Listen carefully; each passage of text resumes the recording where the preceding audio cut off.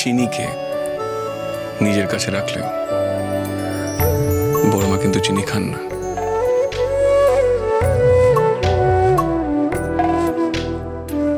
তোমাকে কাল খাওয়ার পর সব যে বুঝিয়ে দিলাম, তোমার কিছু মনে নেই?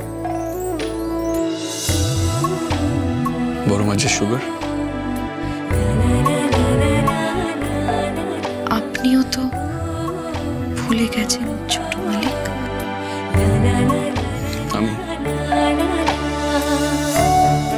আমি তো কিছু বলিনি। আমার হাত ছাড়তে।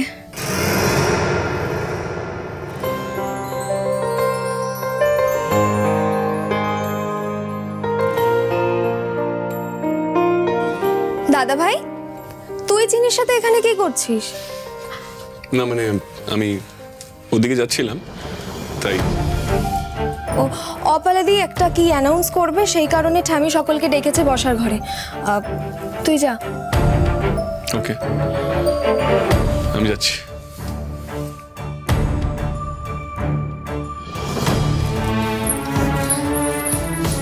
দিদি, তুমি আর দাদা ভাই এখানে, সেটা বড় মা জানে? তুমি দাদা ভাইকে এখানে ডেকেছিলে তাই না চিনি? না না মৌলি দিদি, আমি কেন ওনাকে ডাকবো? আমি তো ঘরেই ঢুকছিলাম। ভুলে গেছো? তাই আবার তোমাকে মনে করাচ্ছি, তোমার কিন্তু দাদা ভাইয়ের আশেপাশে থাকা বারণ। দেখো, এমনিতে আমি তোমাকে খুবই পছন্দ করি, তুমি ইন্টেলিজেন্ট, লাভেবল একটা মেয়ে। কিন্তু আমি যে তোমায় পছন্দ করি সেটা বাড়ির কাজের মেয়ে হিসেবে। বৌদি হওয়ার চেষ্টা করো না প্লিজ।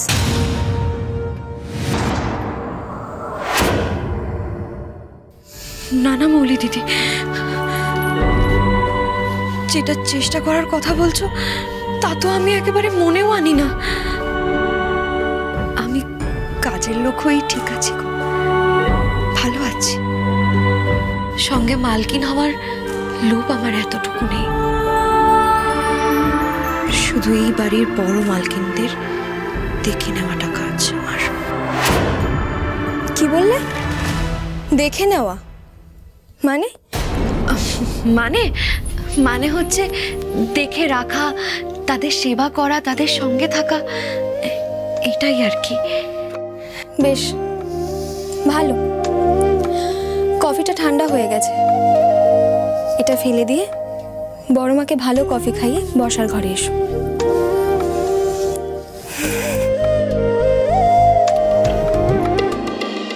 বসার ঘরে?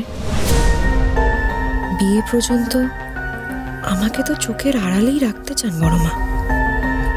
এই তো দেখছি উল্টো হলো, ওনার সঙ্গে সঙ্গে আমায় যেতেই হবে। উফ, এত দেরি করছে কেন মেয়েটা?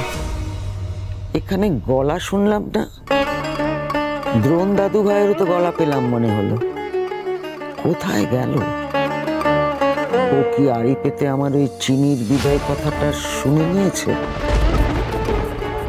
শুনে ফেললে তো ও সতর্ক হয়ে যাবে, ও আমাদের মতলব বানচাল করে দেবার চেষ্টা করবে, আর তাতেও জিতেও যেতে পারে।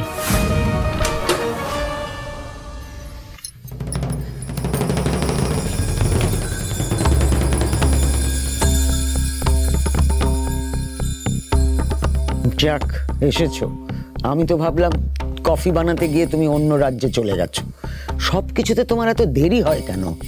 না না বড় মা, কথা বলতে বলতে দরজার সামনে আটকে গেছিলাম। আমি আপনার জন্য বরং আরেক কাপ কফি করে আনি। হ্যাঁ থাক, অত করতে হবে না, ওটাই দাও আমাকে।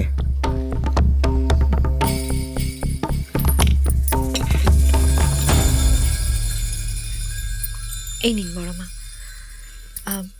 বড় মা, বলছিলাম কি, আপনাদের সবাইকে নাকি এখন বসার ঘরে যেতে হবে, মৌলি দিদি বলে গেল। আমি তো ওখানে যেতে পারবো না, আমার যাওয়া তো নিষেধ। তাহলে আমি প্রমিলা ম্যাডাম বা কাউকে একটা বলি আপনাকে নিয়ে যাওয়ার জন্য, ডেকে দিই। চিনি যদি আমার কথাটা শুনে থাকে তাহলে তো নির্ঘাত বুঝেছে কথাটার মানে কি। আর সেটা বুঝলে আমার বা হেমের ক্ষতি করা ওর পক্ষে বিচিত্র নয়।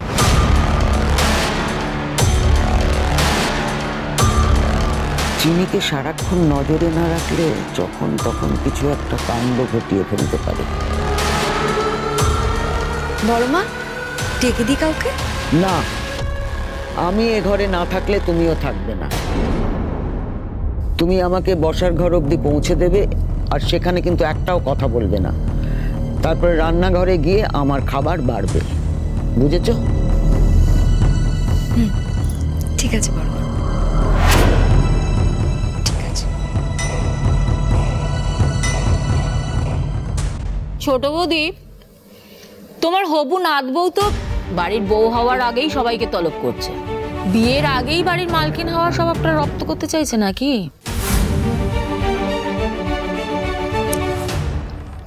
সব কথা খুদ ধরার অভ্যেসটা এবার ছাড়ো ঠাকুরজি। ডেকেছে তো কি হয়েছে, গায়ে ছ্যাঁকা লেগেছে? অপালা দিদি ভাই এই বাড়িটাকে নিজের বাড়ি বলে মনে করে, সেই জন্য সবার সঙ্গে মনের কথা ভাগ করে নিতে চাইছে। তাতে একেবারে না, ও মেয়ে বড়ই ব্যস্তবাগিস ছোট বৌদি, নাহলে সবাইকে নিজের করে নিতে এত তাড়াহুড়ো করত না।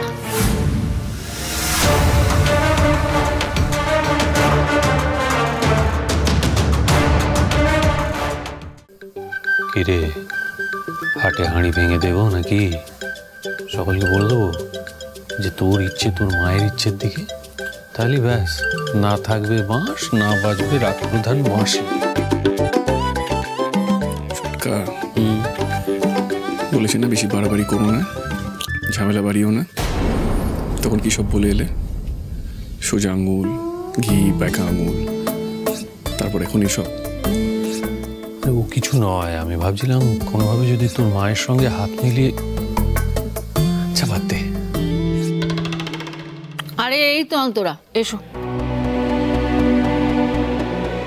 কি হলো অন্তরা, ওখানে গিয়ে দাঁড়ালে যে? এখানে এসে দাঁড়াও। না না ঠাকুরজি, আমি এখানেই ঠিক আছি। এই পাষাণপুরীতে কি ভালোবাসার একটা ফুলও কোনোদিনও ফুটবে না? কেবল স্বার্থ আর মতলব, আর কিচ্ছু চাই না কেউ। যাও অপালা দিদি ভাই, তোমার যা বলার আছে তুমি সবার সামনে গিয়ে বলো, যাও।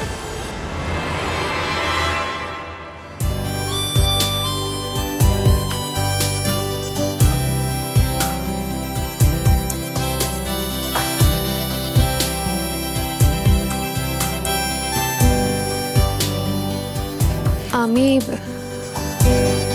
আসলে আমার একটা কথা মনে হয়েছে, বলা যায় আমার একটা ইচ্ছে হয়েছে, আর আমার সেই ইচ্ছেটা আমি সবার সঙ্গে শেয়ার করে নিতে চাই। আর আমার এই ইচ্ছেতে আশা করি কারোর অমত হবে না। এক মিনিট, কথাটা সকলের সামনে যখন বলার, তখন আমাদের একটু ওয়েট করে যাওয়া উচিত। বড় মা এখনো আসেননি।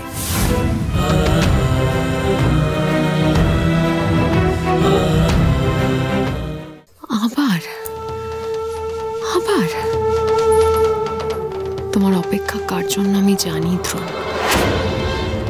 বড় মায়ের জন্য নাকি চিনির জন্য? বেশ, ঠিক আছে, বড় মার জন্য অপেক্ষা করা যেতেই পারে।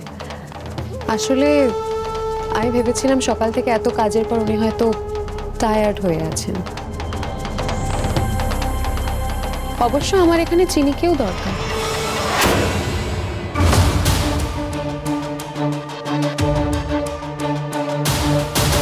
চিনি কেন বলতো?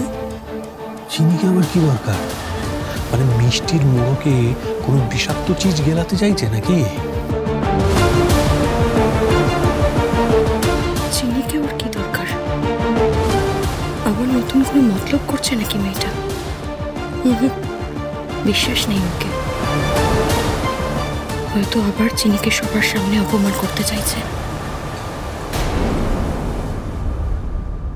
যখন দুপুরবেলা কাঙালি ভোজন হবে তখন তো আমি ওখানে থাকতে পারবো না, আমার তো তখন গায়ে হলুদ হবে। তাই এই সমস্ত দায়িত্ব আমি দিতে চাই চিনিকে। আমি রাজি, এত ভালো একটা কাজ আমি কেন করব না? চিনি, কাল আমিও তোমার সাথে কাঙালি ভোজনে পরিবেশন করব। আমাকে ছাড়া কিন্তু তুমি যাবে না, ওকে? মন যে বলে চিনি চিনি